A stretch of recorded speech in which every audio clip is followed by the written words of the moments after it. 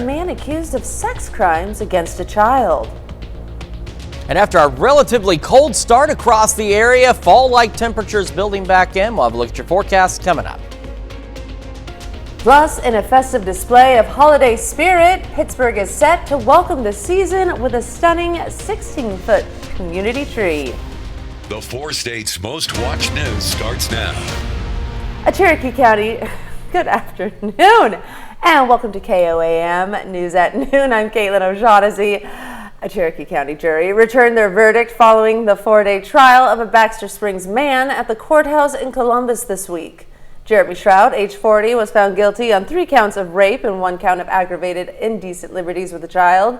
The conviction stems from sex crimes committed by Shroud on a minor between 2019 and 2021. Following the trial, Shroud was returned to the Cherokee County Jail, where he has been incarcerated since May of 2022. Sentencing has been scheduled for January 24th of 2024. A former Carthage City employee was out on bond last night facing charges of stealing and money laundering. Court documents filed yesterday in Jasper County Court reveal that Mark Peterson is accused of taking more than $142,000 from the Carthage golf course. An independent accounting firm completed a forensic audit into the missing money. Court documents state that the money should have been deposited into city bank accounts by Peterson, but no documentation was provided. Peterson, the former director of Carthage Parks and Recreation, resigned from the city in November of 2022. Records state that money was taken between January 2020 and December of 2022. Just last month, he was awarded the PGA Golf Professional of the Year from the Midwest PGA chapter. Yeah, we had a pretty cold start to our day today. We were slightly above average yesterday morning and then slightly below average this morning in the 30s. We had a great view, blue skies out there from our camera on top of the Cornell Complex, downtown Joplin. A wonderful start to our Friday here in the 4 states. We had blue skies, MoDOT camera 20th and Rangeline this morning, plentiful sunshine, and that's how the rest of our day is going to continue to shape up. So yesterday, a lot closer to where we're supposed to be. Now, we expect a little variance one way or the other, but not a 20-degree variance one way or the other. So average is 39. We started at 43, so not bad. And yesterday, our average high is 61, made it up to 57. So just a little bit of variance there. So here's a look at those trends. So we go back to Wednesday, 82 degrees. When our average is much lower. Thursday, a little cooler. Temperatures, though, on a slight warming trend for us, and we're going to have some nice fall-like weather. We're actually going to experience the season of fall for at least a few more days, and then we're going to see some changes, and we'll get into all that in your full forecast in just a moment. We'll have clear skies, partly cloudy skies through the evening, maybe a few clouds here and there, and they'll increase overnight as well, falling back through the 40s as we head toward midnight. We will talk about the Veterans Day forecast. Of course, that is coming up tomorrow, and look at those temperature fluctuations in your full forecast here in just a few more minutes. Caitlin? Thanks, Chris. Crews are installing the city's first ever community tree at Immigrant Park in Pittsburgh. Downtown Pittsburgh will sparkle with holiday cheer as a 16-foot pre-lit, fully decorated artificial sequoia tree takes center stage, marking the beginning of the festive season.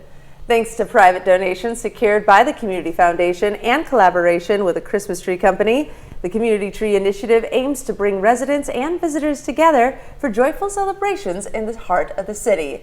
As a symbol of unity and holiday spirit, the tree serves as a picturesque centerpiece, inviting everyone to share in on the joy of the season. Idea really was Downtown Advisory Board, community members, city employees, what are we missing? So we'd like to keep it community trees so that it is symbolic of everybody. They can come by and enjoy it and see it as they come in and out of town or as they're living here. A veteran originally from Oklahoma is planting himself in Golden City, Missouri after receiving a home mortgage free. KOAM's Anthony Saviello has more. I knew what was going on, but it was still kind of sometimes I get a little uneasy when I get awarded or get any accolades for my military service, like most Marines do. So, I know you guys worked really hard on all this. So, you know what I mean? I came in and, with a thankfulness and praise. That is Marine Corps veteran David Weibel's initial reaction to his new home in Golden City, Missouri. A warm welcome awaited Sergeant Weibel as representatives from the local, state, and federal level all gathered to congratulate him. They don't demand a lot, and so when we can give something like this to one of them or a couple of them, it doesn't matter, that I think it's a good thing. Sergeant Weibel spent 7 years in the Marine Corps before medically retiring in June of 2014. During that time, he was awarded many times, including the NAVCOM V Medal and the Purple Heart. And now, he's been awarded a house. Oh, wow. Oh, wow, this is beautiful. I'm still in shock, and so I'm not like, you know what I mean? So I'm still like taking some time to process it, and so I'm kind of like, never show my full deck of cards right off the first bat, like I have that poker face on a little bit, but yeah, I'm sure like, within the next few days, I'm going to be soaking it in and all that. It may take some getting used to, but Sergeant Weibel now has a home and community to call his own. Reporting in Golden City, Anthony Saviello, KOAM News.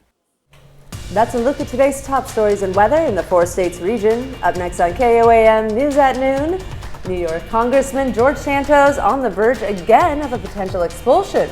We'll have the latest. And later, we're making pilgrim corn souffle in the Mr. Food Test kitchen. Stay tuned. The chairman of the House Ethics Committee filed a resolution today to force a vote on expelling Congressman George Santos following a scathing new report by the committee. It found evidence that the New York Republican stole campaign money for his personal use while lying extensively about his background. Santos said yesterday he will not be seeking re-election. Nicole Killian reports from Capitol Hill. I will take whatever comes my way. New York Congressman George Santos on the verge again of potential expulsion after the House Ethics Committee uncovered substantial evidence that he may have violated federal law, referring it to the Justice Department. The 56-page document alleged Santos fraudulently exploited every aspect of his House candidacy for his own personal financial profit, claiming he blatantly stole from his campaign, deceived donors, and reported fictitious loans. The probe found he used some of the money for Botox treatments, luxury shopping sprees at Hermes and Ferragamo, trips to Atlantic City and the Hamptons, and a subscription to the adult website OnlyFans. There was just so much bad faith activity, and the range of it, the scope of it, the boldness of it. Democratic Maryland Congressman Glenn Ivey is on the Ethics Committee and a former prosecutor. So you think he should go to jail over this? I do. Santos has denied any wrongdoing and pleaded not guilty to a 23-count federal indictment this fall. He called the ethics findings a disgusting politicized smear, and in a reversal said he would not be seeking re-election for a second term. Delusional to think that he was going to be re-elected in 2024. Since the report's release, at least a dozen lawmakers who voted against expulsion earlier this month now say they will support it. You're okay being expelled if it comes to it. If they choose to expel me and silence the voters, that's fine. That's on them, not on me.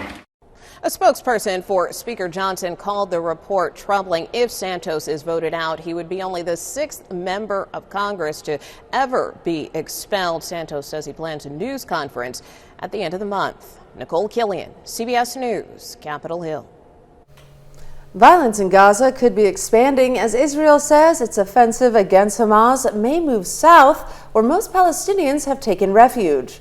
As the hunt for hostages goes on, families and supporters are demanding Israeli officials to do whatever it takes to bring them home. Tina Cross reports. Friday prayers echo across a region reeling from war.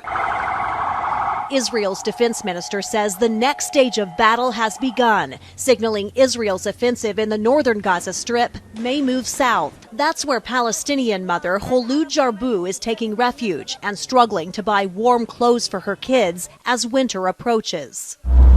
The war-shattered streets of northern Gaza are empty, and Israel Defense Forces say they're making progress dismantling Hamas. The IDF showed what it says are Islamic Jihad rockets found at a militant base. And this is what Hamas is trying to hide from you.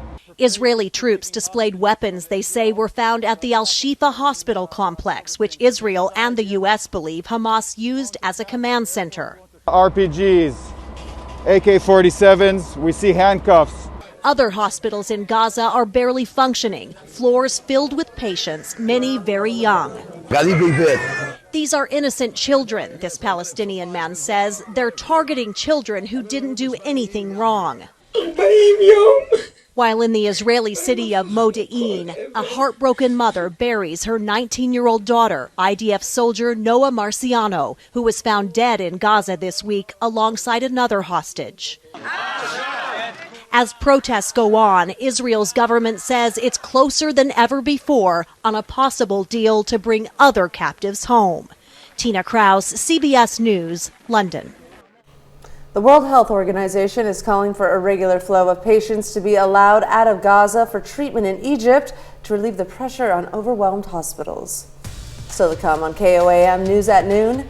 We see what's cooking with Mr. Food. Today's recipe is inspired by the very first Thanksgiving feast that took place in 1621. It proves that some things never go out of style. But first, we're going to hold on to fall-like temperatures for the next few days and then see some changes next week. We'll talk about that in the forecast when we come back.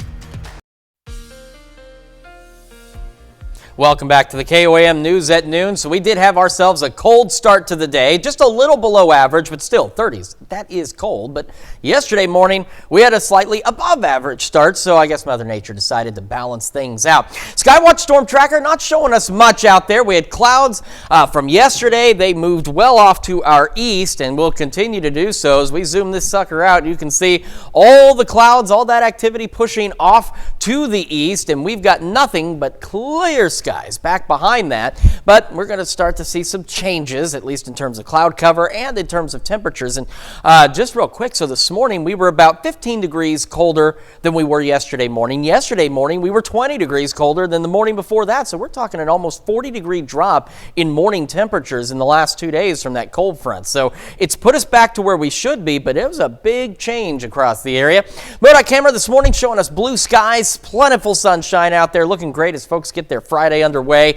Great skies from our camera on the Cornell Complex downtown Joplin as well. As you can see, no clouds on the horizon, looking fantastic, and plentiful sunshine this morning from the KDOT camera on 69 just south of Pittsburgh. So just an absolutely beautiful start to the day. Again, albeit a bit on the cold side, but we are settling into fall, and again, briefly, and we'll talk about that here in just a moment. So today, for the rest of our afternoon, highs upper 50s, low 60s across the areas. So as we showed you on the almanac earlier, right about where we should be. So very fall-like weather, sunny skies. And honestly, I don't know about anybody else, but my favorite part is the wind. We've been dealing with 20, 30, 40-mile-an-hour wind gusts for almost 2 weeks now. And it's nice to not have to throw some wind gusts on there for the first time in a while. Northeast breeze at about 5 to 10 miles an hour. Much more manageable out there.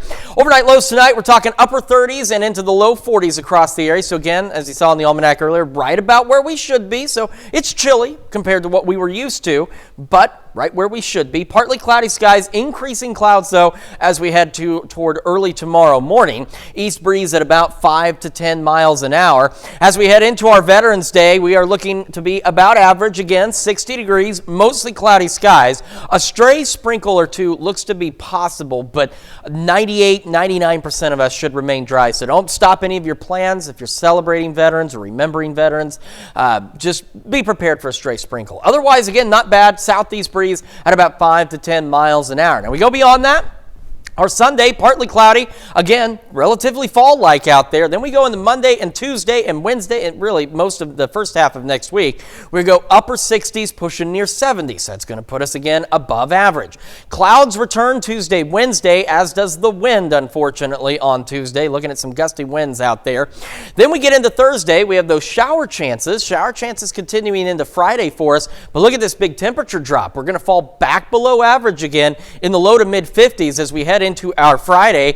Then immediately following that, we go into next weekend. We're looking to return to average as temperatures get back into the low 60s across the area with partly cloudy skies. So we're going to go from fall to not really fall, back to not fall again, and then fall one more time. Caitlin? Stick around, we're making Pilgrim corn souffle in the Mr. Food Test Kitchen. We'll be right back. It's time to check in with Howard in the Mr. Food Test Kitchen. This Pilgrim corn souffle is a nod to the first Thanksgiving. Since this time of year is all about being thankful for all of our blessings, we figured that should include a timeless recipe that'll be devoured faster than any other side dish on the table. Take a look. If we were to look back at what was served at the first Thanksgiving in 1621, we'd find a completely different spread than what most of us serve today. Back then, you could count on there being some kind of wild fowl and, of course, something made from corn. But rather than kernel corn, it was in the form of grain, which was likely made into bread or porridge. To make something a little more up to date, what do you say we add a corn souffle to this year's Turkey Day lineup? All we do is combine a couple cans of whole kernel corn, or you can use frozen if you prefer, along with some cream corn, a bit of sugar, flour, milk,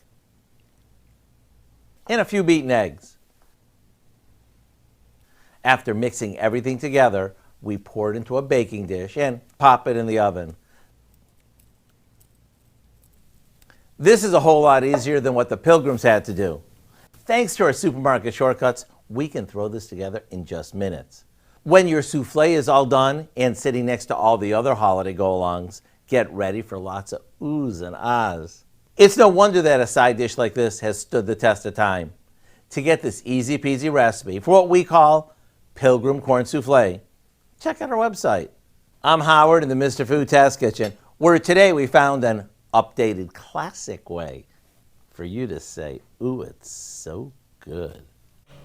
To find this recipe, along with many others, just head over to our website at KOAMnewsnow.com and click on Mr. Food. Now here's a look at your 4-state market prices.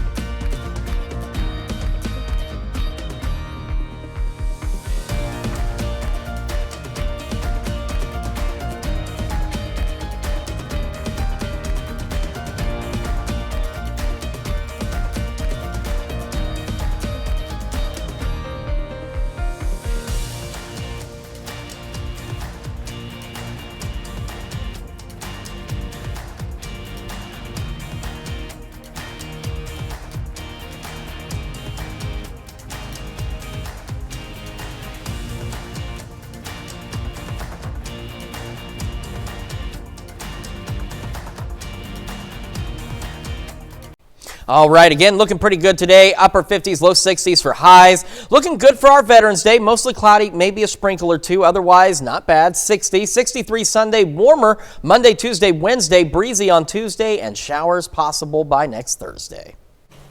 All right, and Dow, what do you have for us for this evening? Well, a lot coming up at 5 for starters. November is Diabetes Awareness Month. Of the many complications that may accompany diagnosis, vision problems can be one of the most frustrating. But awareness and new treatment methods are improving quality of life. Plus, 2 Miami, Oklahoma locals team up to bring back a Christmas tradition that spans back to the 1940s. And college runners competing in this weekend's NCAA cross-country conference run out some energy with Joplin Elementary kids. Hope you join us for those stories. A lot more. It's coming up on KOAM News at 5. And that's the news for now. Thank you for joining us on KOAM News at Noon. Have a safe and great weekend, 4 states.